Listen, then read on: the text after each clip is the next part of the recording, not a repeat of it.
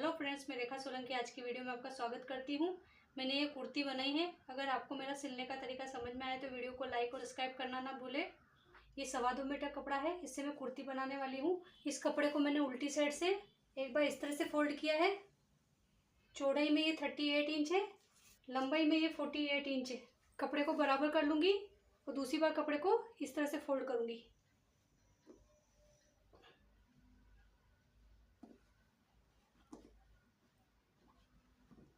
अच्छे से बता पाऊँ इसलिए मैंने कपड़े को एक बार इस तरह से फोल्ड कर लिया है। इस तरफ है जो ये 4 फोल्ड है, मेरी तरफ है जो ये बंद साइड है। और ये जो कपड़ा बचेगा इससे मैं बाद में बाय बना लूँगी। शोल्डर के लिए 7.5 इंच पे निशान लगाऊंगी और आर्म होल के लिए भी मैं 7.5 इंच पे निशान लगाऊंगी और एक लाइन बना दूंगी। चेस्ट है 42 इंच, उसको 4 से डिवाइड करती हूँ तो मेरा आता है 10.5 इंच। 10.5 इंच पे निशान लगाऊंगी और एक लाइन बना दूंगी। यहाँ से कमर के लिए 14.5 इंच पे निशान लगाऊंगी। हिप के लिए 21.5 इंच पे निशान लगाऊंगी। कमर है 34 इंच, 34 को 4 से डिवाइड करूंगी तो मेरा आएगा 8.5 इंच। 8.5 इंच पे निशान लगाऊंगी।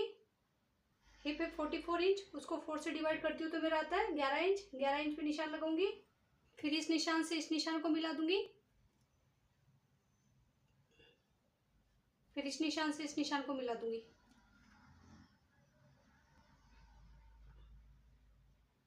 फिर यहाँ पर हल्की सी गोलाई दे दूंगी। पीछे के गले के लिए 1.5 इंच पे निशान लगाऊंगी और यहाँ से हाफ करते हुए पीछे की गले की गोलाई दे दूंगी।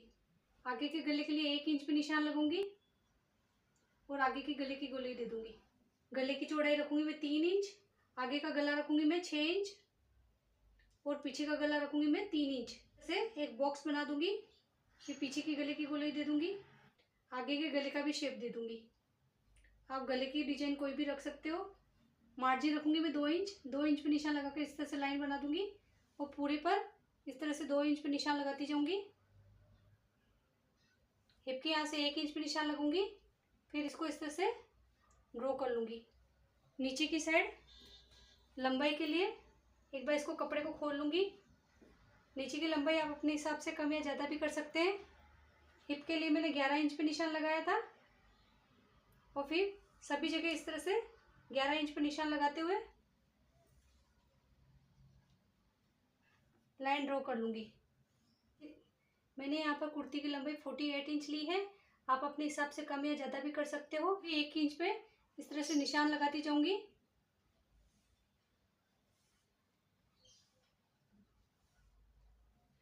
यहाँ पर भी इस तरह से लाइन ड्रॉ कर लूंगी।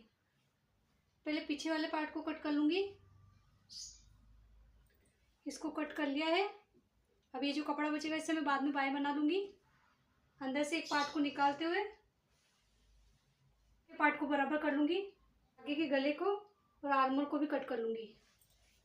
वापस से दोनों पार्ट को बराबर मिलाते हुए आर्महोल के यहाँ पे निशान लगा दूंगी। हिप के और कमर के यहाँ पे भी इस तरह से निशान लगा दूंगी, जिससे पता रहेगा कि सिलाई यहाँ से ही करनी है। आप यहाँ पर कट भी लगा सकते हैं।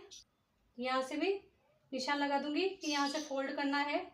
कुर्ती कट करने के बाद में जो ये कपड़ा बचा है इसे मैं बाय बनाऊंगी। 12 से 13 इंच की मेरे को बाय बनानी है तो मेरी इतने से कपड़े में बाय बन के तैयार हो जाएगी।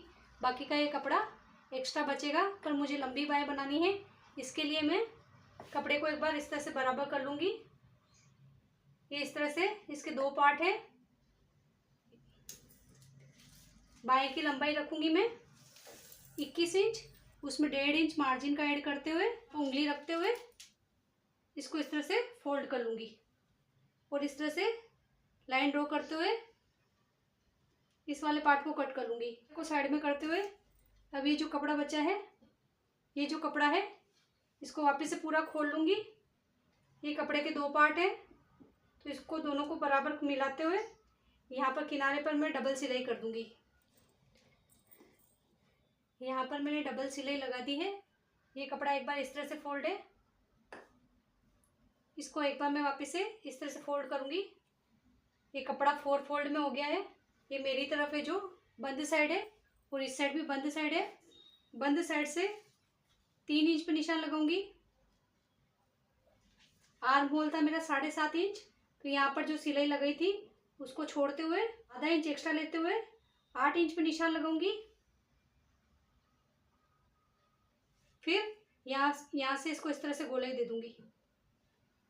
मोहरी के लिए मैं 4 इंच पे निशान लगाऊंगी। निशान से इस निशान को मिलाते हुए एक लाइन ड्रॉ कर लूंगी।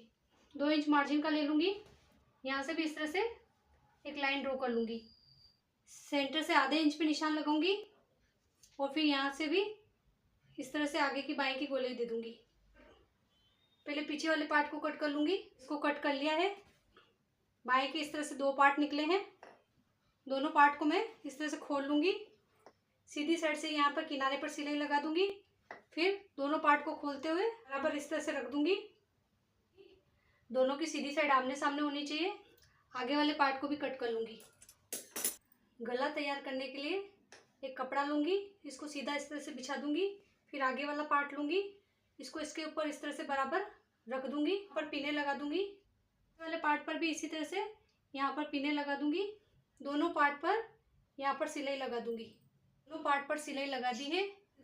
अब इनको कट कर लूंगी। इनको कट कर लिया है। अब कैंची से छोटे छोटे कट लगा दूंगी। इतना ध्यान रखूंगी कि सिलाई ना कटे।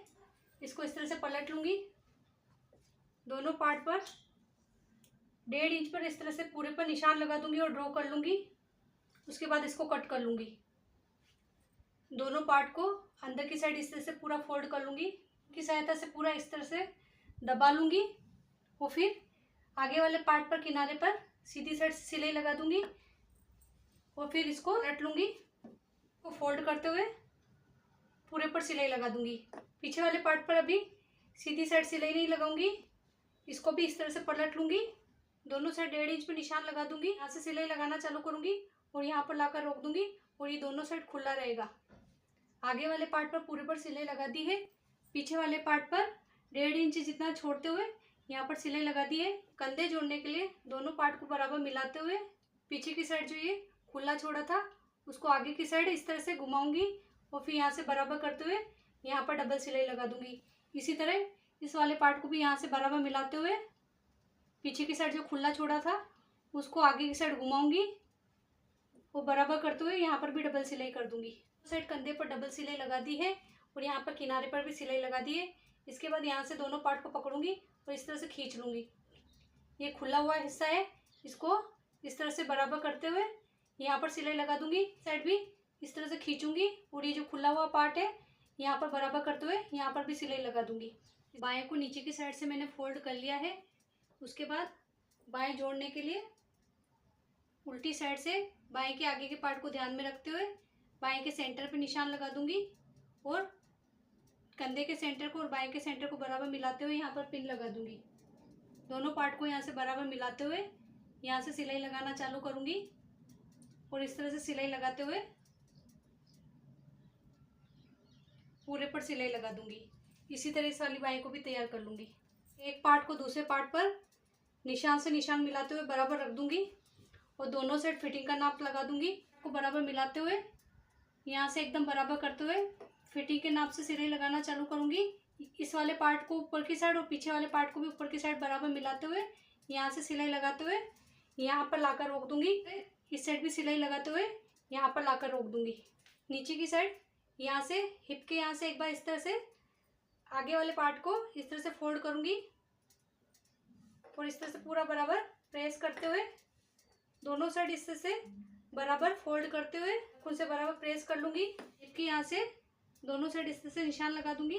नीचे की साइड एक बार अंदर की साइड फोल्ड करते हुए दूसरी बार और फोल्ड करूंगी और इस तरह से फोल्ड करते हुए यहाँ से सिलाई लगाना चालू करूंगी और सिलाई लगाते हुए यहाँ तक लेके आऊंगी और फिर ये निशान दिख रहा है वहाँ से सिलाई को घुमाते हुए पीछे वाले पार्ट को भी इसी तरह से फोल्ड करती जाऊंगी और पूरे पर यहाँ पर सिलाई लगा दूंगी। इसी तरह इस वाले पार्ट को भी तैयार कर लूंगी। सीधी साइड से इसके किनारे पर भी यहाँ से सिलाई लगाते हुए यहाँ से इस तरह घुमाते हुए पूरे पर सिलाई लगा दी है और इस साइड भी इसी तरह से सिलाई लगा दी है। दोनों पार्ट पर नीचे की साइड भी एक बार फोल्ड करूंगी, दूसरी बार फोल्ड करते हुए पूरे पर सिलाई लगा दूंगी। सिलने का तरीका समझ में आया तो वीडियो को लाइक करें, सब्सक्राइब करें। वीडियो देखने के लिए धन्यवाद।